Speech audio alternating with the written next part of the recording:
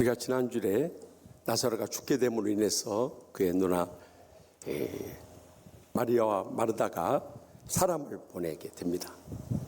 그런데 그 소식을 들은 예수님께서 나사로가 살고 있는 베다니로 가자 이렇게 말씀 안 하시고 유대로 다시 가자 하고 말씀하세요. 지금 예수님께서 이 베다니 동편에 계시다가 베다니 서편에 사는 이 나사로를 모르셔서 그렇게 말씀하신 것도 아니고 방향관계가 없어서 그렇게 말씀하신 것도 아니고 베다니로 가자고 말씀하시지 않고 왜 유대로 다시 가자 말씀하신다. 저는 그것이 이해가 안 되는 것이었습니다. 그래서 지난 한 주간 이 말씀을 붙잡고 씨름하고 성령의 영감을 구하고 간절히 주의 음성을 사모하는 가운데 성령님께서 저에게 깨우쳐 주신 것은 오늘 본문 이전에 요한복음 10장에 수전절을 맞아서 유대인들이 예수님을 불신하고 죽이고자 했던 그 상황을 떠올려 주셨습니다. 다시 말하면 죽어가고 있는 나사로를 살리기 위해서 우리가 죽을 각오를 가지고 유대로 다시 가지 않으면 안 된다는 절박한 주님의 음성을 들을 수가 있었습니다. 요즘 우리 세대를 돌이켜볼 때 얼마나 죽음의 위기들이 많이 엄습해 오고 있습니까? 또 죽어가는 사람들이 얼마나 많습니까? 그들을 살려내야 할 이 절박한 사명을 가지고 있을 때 우리가 어떻게 죽을 각오를 가지고 그들을 향해 나아가야 할 것인가? 이 시간도 들려주시는 하나님의 음성을 함께 들을 수 있길 바랍니다. 먼저 본문 11절 말씀을 다 같이 읽겠습니다. 이 말씀을 하신 후에 또 이르시되 우리 친구 나사로가 잠들었도다. 그러나 내가 깨우러 가노라. 나사로의 누나들이 나사로를 살리기 위해서 예수님한테 사람을 보낸 사이에 이미 나사로는 숨을 거두고 말았어요. 그래서 죽은 지 사흘째 된 날이었습니다. 그런데 예수님께서는 그가 잠들었다고 말씀하고 계세요. 성경에서 보면은 이 죽은 자의 죽음에 대해서 잠들었다는 표현을 쓰게 됩니다. 그것은 우리는 이미 영원한 생명을 얻었고 주님 우리를 데리러 오실 때까지 죽은 자들은 잠든 자로서 쉬고 있는 것입니다. 그래서 주님께서는 이 죽은 나사로를 깨우러 가노라 하고 말씀하셨던 거예요. 우리가 죽은 후에도 주님께서 우리를 깨우러 오실 뿐만 아니라 이 땅에 사는 동안에도 영적으로 깨어있을 수 있길 바랍니다. 요즘 세상이 얼마나 험악하고 험난한지 많은 사람들이 세상에 취하고 세상에 빠져 살아가요. 세상에 미친 그런 삶을 살고 있습니다. 오직 하면은 지난 3월 24일 전국 노래자랑 서울 종로구 편에서 77세 된 지병수 할아버지가 손담비가 불렀던 미쳤어라는 분을 내가 미쳤어 정말 미쳤어 하면서 막 하는데 와 연세 높으신 저 어르신이 뭐 미칠 것이 있다고 저렇게 미쳤다고 노래를 할까? 우리가 세상이 미쳐버리면요 우리 삶에 더 이상 희망이 없고 한탄과 고통과 불행만이 따를 뿐이에요. 그래서 베드로전서 4장 7절에 만문의 마지막이 가까이 왔으니 그러므로 너희는 정신을 차리고 근신하여 기도하라 하고 명령하고 있는 것입니다. 만문의 마지막이 가까워지면 이제 공중의 권세 잡은 마귀의 세력들이 예수님의 재림에 밀려서 이 지상교회에 얼마나 극렬하게 역사하는지 몰라요. 더욱이 기독교 역사상 가장 뜨겁게 부흥한 한국교회를 타겟으로 해서 얼마나 집중적으로 역사하는지 모릅니다. 그래서 교회마다 이 불화와 분열과 갈등 속에서 헤어나오지 못하고 있는 세상이에요. 이런 때일수록 우리가 정신을 차리고 경계하고요 술 취하지 말고 근신하고요 기도함으로 성령 충만함을 회복할 수 있길 바랍니다. 우리가 깨어서 기도하지 않으면 사탄에게 여지없이 우리는 다 이용당하고 마는 거예요. 사탄의 계획에 다 빠지고 마는 거예요. 사탄의 멸망에서 헤어나오지 못하기 때문이에요. 갖가지 시험들이 우리에게 너무나 많이 엄습해 오기 때문에 우리가 깨어서 기도할 수밖에 없는 거예요. 그래서 예수님께서 십자가의 고난을 앞두고 기름 짜는 틀이라는 이름을 가진 겟세마네 동산에서 땀방울이 핏방울을 높여날 정도로 간절히 기도하고 있을 때 그 베드로를 비롯한 제자들이 졸고 있으니까 예수님께서 마태복음 26장 41절에 뭐라고 말씀하세요? 시험에 들지 않게 깨어 기도하라. 마음은 온유하되 육신이 약하도다. 그를 책망하지 않았습니다. 3번씩이나 찾아와서 그를 깨우쳐 줬지만 계속해서 졸고 있다가 결국에는 계집여종 앞에서 예수님을 모른다고 부인하고 맹세하고 저주까지 하면서 3번씩이나 부인하지 않습니다. 여러분, 이것은 영적으로 아주 깊이 연결된 사건입니다. 다시 말하면 우리가 깨어서 기도하지 않으면 우리는 영적인 시험에 빠질 수밖에 없다는 거예요. 지금 우리의 삶 가운데 얼마나 많은 시험들이 끊임없이 밀물듯이 밀려오고 있습니까? 우리 개인이나 가정이나 직장이나 하나님의 교회나 우리나라 민족이 이르기까지 끊임없이 시험 찾아오고 있어요. 지난 목요일 저녁 저기 강원도 고성의 한 전신시의 개폐기에서 불꽃 하나 튄 것이 결국엔 이 화마를 불러 일으켜가지고 고성, 속초, 강릉, 동해, 인제까지 완전히 잿더미 같은 게 만들어버리지 않습니까? 이것이 사탄이 우리의 개인이나 가정이나 직장이나 하나님의 교회나 나라 가운데 역사하면 한순간에 우리는 잿더미로 변할 수밖에 없다는 것을 경고하고 있는 것입니다. 얼마나 이번에 하마가 컸으면 여러분들 소방차가 880대 동원되고요, 소방헬기가 57대가 동원되고요, 소방 인력만도 1만 명에 가까이 이 동원할 정도, 여의도 2배 되는, 지금 이번 아마 소방 역사에서 이렇게 많은 인력과 장비를 동원해서 이 불을 끈 적이 없을 정도로 강화를 겪지 않았습니까? 그렇기 때문에 우리는 깨어서 기도할 수밖에 없는데, 지금 우리가 영적으로 잠들고 병들고 죽어간다면은 누가 우리의 가정이나 직장이나 하나님의 교회나 이 나라를 살릴 수 있겠냐는 거예요. 더욱이 남의 탓만 하는 거 보십시오.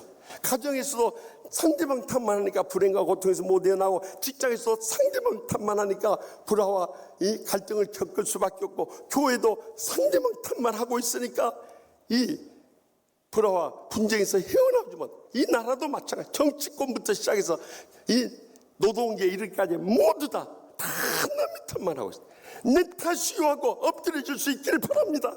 그것이 우리의 인생의 모든 문제를 풀 수 있는 지름길이기 때문입니다. 지난 주간에는 제주도에서 대한예수 장로회 통합교단과 합동교단의 연합임원 수련회가 있었습니다. 우리가 1959년 분열한 이후로 60년 만에 양 교단이, 물론 그 전에 같이 식사도 나누고 또 여러 가지 행사들도 있었습니다만은 연합임원 수련회 이번이 처음이었어요. 저는요 너무너무 감격스러웠습니다. 그런데 이번에 가서 이렇게 총회 임원들하고 교제하는 가운데 우리 교단의 부총회장이신 김태영 목사님이 그런 재밌는 이야기를 하세요. 이분이 사택이 아파트 9층인데 6살 난 외손자가 있어요. 그런데 와가지고 아주 할아버지 댁이라고 그냥 자유분방히 막 뛰어다니는데 어느 날은 아침부터 그냥 펄쩍펄쩍 뛰면서 막 뛰어다니더래요. 그래서 애손자 보고, 야, 너 그렇게 막 뛰어다니게 되면 아래층에서 너 야단치러 와. 그러니까 조용조용하게 살금살금 다녀. 그랬더니 야단을 쳤더니 시무룩해 가지고 할머니한테 가버리더래요. 그러더니 할머니 아침 식사하고 있는데 그 목사님 사모님한테 그러더래. 할머니, 예수님께서 누구 죄 때문에 돌아가신지 아세요? 그러더래. 그래서 이 할머니가요, 사모님이, 야, 얘가 이 목사님 손자고 목사님 아들 아닐까 봐서 아침부터 이런 영적인 질문을 하는가. 그래야 너무 대견스러워서 누구 죄 때문이니? 그렇게 물었대. 그랬더니 할아버지 죄 때문이에요. 여러분, 어린애도 조금만 마음 상한 거 있으니까 그것을 할아버지 죄 때문이라고 탁 뒤집었어요. 이것이 우리 인간의 죄악된 성품이에요. 내가 깨어지고 부서지고 죽었지 않고요, 내가 살아있고요, 성령 충만하지 못할 때 우린 남 탓만 하고 있는 거예요. 그러면서 문제는 풀지 않고 더 불행과 고통은 더 심해지고 하나님 주시는 행복과 축복은 다 잃어버리고 마는 거예요. 그래서 누가복음 23장 28절에 예수님께서 십자가를 지시고 골고다 언덕을 올라가실 때 그를 따르며 슬피 울던 여인들 향해서 예수님께서 뭐라고 말씀하십니까? 예루살렘의 딸들아, 나를 위하여 울지 말고 너희와 너희 자녀를 위하여 울라. 여러분, 이제는 남 위해서 기도하기보다도 나 자신이 통에 잡아가면서 이번 사순절에 어떻게 믿음으로 결단해야 할 것인가, 회개하며 엎드려줄 수 있기를 바랍니다. 거기서부터 우리 인생의 문제를 풀어가야 돼요. 뿐만 아니라 우리의 가정의 문제, 직장의 문제, 교회의 문제, 이 나라 민족의 문제 얼마나 많이 있습니까? 이때 깨어 기도하지 않으면 어떻게 되겠냐는 거예요. 그런데 놀라운 것은 영적 부흥, 이 기도 대행진 시간에 지금 24시간 릴레이 기도를 하고 있는데요, 얼마나 성도들이 많이 나와서 기도를 하는지 막 기적적 응답의 역사의 소식이 들려와요. 병 고침 받는 것은 기본이고요, 가정의 불행의 문제, 또한 직장의 일터의 문제도 주님께서 기적적으로 응답해 준 역사들을 많이 듣고 있어요. 지난 주간에 사교구 목사님한테 연락이 왔어요. 이 골목시장에 상가가 있는데 이제 사업을 바꾸려고 하는데 요즘에 경기가 안 좋으니까 뭐 장사 안 되는 것은 말할 것도 없고 또 이 가게 정리하는 것도 불가능한 일이에요. 그런데 그 안수집사님 권사님이 새벽마다 또 금요 심야 기도에 또 이번 기도 대행진 나서 얼마나 기도하는지, 지금 기도한 지 한 기도 대행진 한 2주밖에 안 됐는데 하나님 기적적으로 응답을 하셔가지고 집이 나아버렸다고 안 와요?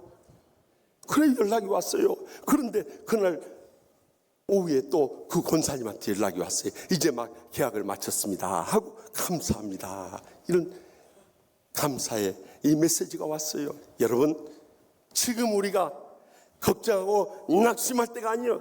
포기하고 절망할 때가 아니에요. 이제는 깨어서 기도해야 할 때입니다. 우리만 기도한 것이 아니라 우리 자녀들의 문제가 얼마나 산적이 있습니까? 자녀들과 함께 기도할 수 있기를 바랍니다. 그럴 때 하나님께서 우리를 시험에 들지 않게 하실 뿐만 아니라 어떠한 시험 들었다 할지라도 이번 사순절 특별 새벽 기도를 통해서 기적적 응답의 역사를 불리듯 일어나게 해주실 줄 분명히 믿으시기 바랍니다. 계속해서 본문 15절 말씀 다 같이 읽겠습니다. 내가 거기 있지 아니한 것을 너희를 위하여 기뻐하는 이는 너희로 믿게 하려 함이라. 그러나 그에게로 가자 하시니. 예수님께서 나사로의 죽음을 가리켜 잠들었다고 하니까 제자들이 이해하지를 못하는 거예요. 그래서 예수님께서 본문 직전에 나사로가 죽었느니라고 분명히 밝히세요.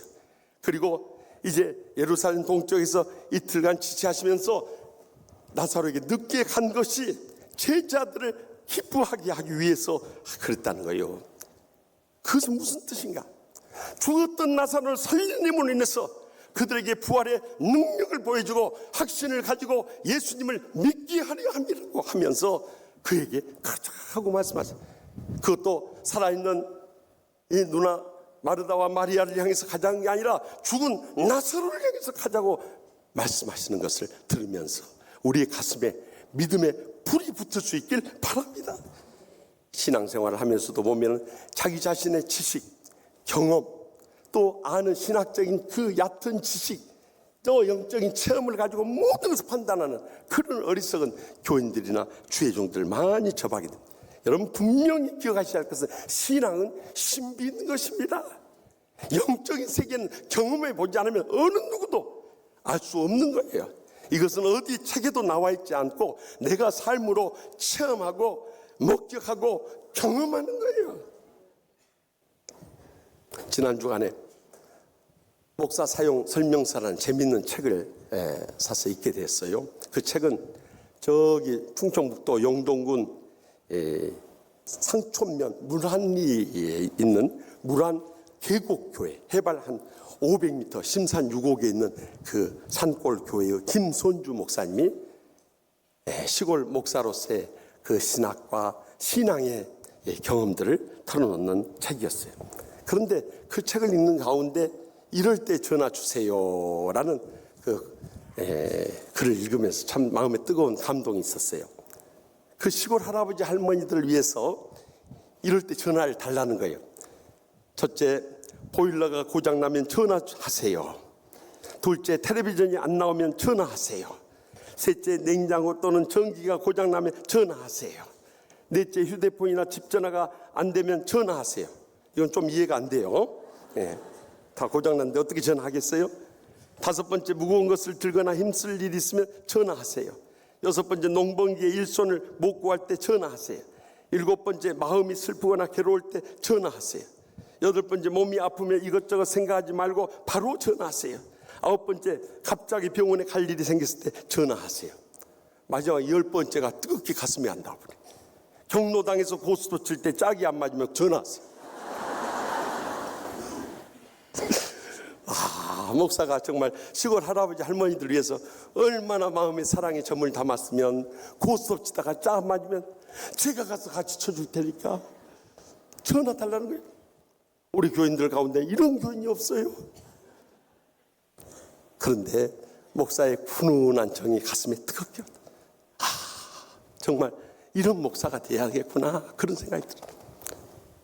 모든 양떼들 위해서 자기 자신을 온전히 내놓고 뭐든지 하면서 헌신하고 봉사하고 충성을 다하기 원하는 그 뜨거운 마음이 느껴지는 거예요. 실제로 지금 시골 농촌 산골에서 목회자들이 그렇게 헌신하면서 목회하고 있어요. 도시 목회자들 말할 것도 없고요.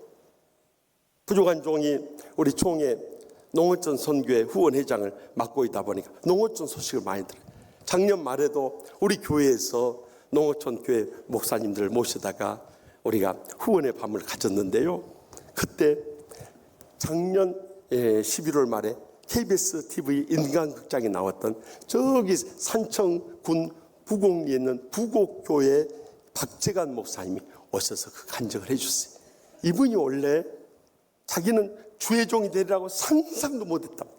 그런데 IMF 때 사업이 다 망하고 나니까 정말 너무너무 낙심입니다. 죽고 싶은 심정. 그래서 하나님 앞에 엎드렸답니다. 하나님 아버지, 어떻게 저를 이렇게 망해버리게 만드십니까? 제가 앞으로 뭘 하고 살아야 됩니까? 이제는 삶의 근거를 잃어버렸다. 그래서 매달 기도하기 시작했다. 그럴 때 성령님의 음성이 들려, 내가 너를 쓰기를 원하노라 그러시더니, 그래서 주님 원하신다면 내가 뭐든지 순종하겠습니다 하고 내어드렸대. 그래서 주님과 고통당하는 이웃들을 위해서 주의 종으로 소명을 받고 신학을 공부하는데 제 가슴에 뜨겁게 와닿는 찬송이 찬송가 323장 찬송. 부름받아 나선 이 몸 어디든지 가오리라.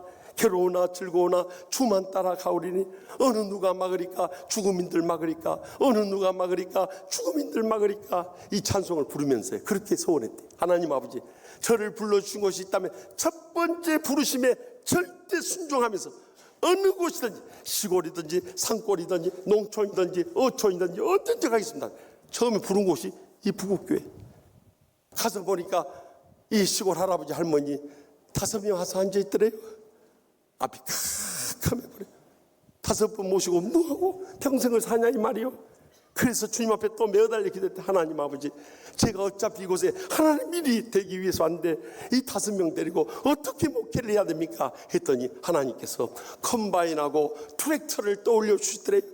여러분 도시 사신 분들에서 컴바인하고 트랙터가 뭔지 모르시는 분들이 계셔요. 이 컴바인이라는 것은 이 벼를 베고 탈곡을 하는 기계고, 트랙터는 그 쌀 이 알곡을 싣고 가는 거요. 그래서 그 2대를 사가지고 그걸 가지고 각 집을 누비면서 할아버지 할머니들 이 추수할 때 또 탈곡할 때 또 실어 날릴 때 언제든지 저를 불러다고 그랬더니 사람들이 몰려들더라고 안 와요. 그래도 10년 목회한 동안 100여 명으로 부흥하게 된 거예요.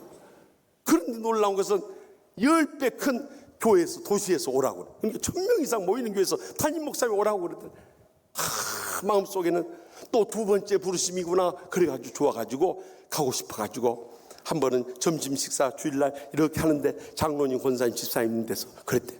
저 장로님 권사님 집사님 죄송합니다. 1000명 넘는 교회에서 와달라고 하는데 어떻게 하면 좋겠습니까? 아이고 목사님 오셔서 뼈 빠지게 고생했는데 이제는 가서 큰 교회 가서 편하게 마음껏 목회하라고 그러더래. 할렐루야, 얼마나 감사해. 그래서 그 다음 주에 바로 재직회를 열었대요. 사실은 이래서 1000명 이상 모이는 교회에서 오라는데 어떻게 할까요? 그러면 이제 지난주에 이야기했기 때문에 이번에 가라고 할 줄 알았대요. 그랬더니 거기 있는 장로님, 권사님, 집사님들 결사반대하는 거예요. 아니 지난주에 하라고 해서 내 채찍히 열었는데 갑자기 다 결사반대하는 이유가 뭡니까? 그것은 인사로 하는 말이고 우리 마음은 평생 같이 하고 싶어요. 그래가지고 못 갔다래요. 그래서 지금까지도 그게 목회를 하고 있는데 날마다 그 할아버지 할머니들의 사랑에 천국을 체험하며 살아가고 있다는 그런 감동적인 간증을 들려주는 거였어요. 여러분, 우리가 죽어지면요 그것이 불행이고 고통이고 손해보고 내가 망하는 것 같지만 절대 그렇지 않습니다. 그래서 우리 교회에서도 치유목회 5대 강령이 있습니다. 제가 우리 부목사님들 전도사 오면 항상 나 카피해 가지고 한 장 주십니다. 거기에 보면 우리가 치유목회 하려면 첫째는 영성목회란 말씀과 기도로 성령 충만해야 된다. 두 번째는 섬김 목회를 한다. 예수님께서 이 땅에 섬기러 왔는데 목사, 장로, 권사, 집사 됐다고 큰 소리 치면 큰 여지없이 죽는 길이다. 세 번째는 모범 목회다. 강단에서만 떠들어서 안 되고 우리의 삶으로 모범이 돼야 한다. 네 번째는 의리 목회다. 다 자기 이해관계에 대해서 헌신자처럼 버린 사람인데 나는 의리 없는 놈치고 정말 목회 잘하는 사람 본 적이 없다. 끝까지 우리는 죽을 때까지 하나님께 대한 신앙, 사람에 대한 신이 의리 목회를 해야 된다. 마지막 다섯 번째는 순교 목회. 마지막 주님 부르시는 그 날까지 죽으면 죽으리라는 심령으로 목회해야 한다. 이 심령으로 목회. 그런데 하나님께서 지금까지 은혜 베풀으시고 축복해 주시고 행복한 목회를 할 수 있었습니다. 그래서 우리의 신앙생활도 에스더 1장 4장 16절에 나온 바 같이 에스더가 정말 그 가족과 친척과 민족이 죽음의 위기 가운데 거했을 때 먼저 금식하고요 왕의 규례를 어겨가면서까지 죽으면 죽으리라고 나다갔다 갔더니 하나님께서 에스더만 살려준 거야. 그 가족 친지들 민족 구하는 위대한 역사를 이루지 않습니까? 이제는 우리가 하나님이라리 되어서 죽어질 수 있길 바랍니다. 그럴 때 이번 부활주일 새생명 초청축제 우리의 사랑 가족들, 친척들, 친구들, 이웃들이 살아나는 기적의 복음의 역사가 부일 때 일어나게 될 줄 확실히 믿으시기 바랍니다. 저는 지난 주간 산성교회 가서요 부흥서 인도하면서 뜻밖의 한 장로님 네 분을 만나게 됐습니다. 그분은 이영중 장로님, 김금희 권사님이란 분이에요. 첫째 날 저녁 집회 끝나고 나 식사 대접을 융숭하게 해줬어요. 그래서 어떻게 예수 믿게 됐는가, 또 가족들 어떻게 됐는가 이야기하는 가운데 그의 형님이 성남에서 목회하는 신강교회 이명중 목사님이라고 그런 거예요. 그 이야기를 딱 듣는 순간 눈물이 핑 도는 거예요. 15년 전에 부족한 종이 노예의 정치 목사 장로들에 의해서 처음에는 정직을 시키더니 지시 불이행이다 이유를 붙여가지고 면직까지 시키더라. 여러분, 목사 면직이라는 것은 중대한 범죄를 하기 전에는 결코 불가능한 형벌입니다. 마지막 총회 가서 딱 갔더니 재판국장님의 저 성남 신강교회 이명중 목사님이 가운데 앉아있어요. 그때 당시 재판국장님이셨던 거예요. 제가 섰더니 마지막 최후의 진술을 하라고 그러더라고요. 그런데 최후 진술을 하라는데 그 순간부터 눈물이 흘러내리고, 그때 당시 26년 전에 최종을 소명받아서 정말 피눈물 나는 신학을 공부하고 미국 이민 목회 훈련을 받고 교수하다가 와서 여기서 내 모든 목회가 끝난다 생각하니까 눈물이 앞을 가리는 거예요. 거기서 제가 마지막 진술했어요. 제가 면직돼야 할 사유가 있다면 새벽 일찍부터 밤늦게까지 저에게 맡겨진 양떼를 위해서 죽도록 충성 다한 죄밖에 없습니다. 그것이 목사 면직 사유라면 제가 총회 재판국의 결정에 순종하겠습니다. 그런데 막 서러움의 눈물이 한없이 흘러요. 그리고 마지막에 우리 존경하는 재판국장님과 재판구원들의 현명한 판단을 간절히 부탁드립니다. 그리고 인사드리고 나왔어요. 그런데 조금 이따 들어오라고 이야기를 들어보니까 결국 이 이명중 목사님이 무죄를 선고해 줬어요. 그래서 저를 살려주고 우리 교회를 살려주신 분이 바로 저분. 저는 그 뒤로 총에서 이분을 찾았어요. 그런데 나타나지를 않는 거예요. 그래서 저는 은퇴하신 줄 알았어요. 그랬더니 이제 은퇴 마지막 해라고 하는 거예요. 그 소식을 듣고 전화번호를 받아가지고 바로 전화를 드렸습니다. 지휘하는 교회 김우신 목사입니다. 저를 기억하시겠습니까? 기억하신다고. 목사님, 저는 평생 목사님의 사랑과 은혜를 잊을 길이 없습니다. 저희가 금년 50주년 기념회입니다. 꼭 저희 교회 설립 기념 주간에 오셔서 그때 저를 살려주고 우리 교회를 살려준 것 감사의 기회를 드리고 싶은데 꼭 시간 좀 내주시겠습니까? 그때 감사합니다. 하여튼 목사님 힘내서 한국 교회를 살리는데 귀하게 쓰임받음의 영광 돌리기 바랍니다. 그 말을 하는데 전화를 받으면서 눈물이 쏟아지는 거예요.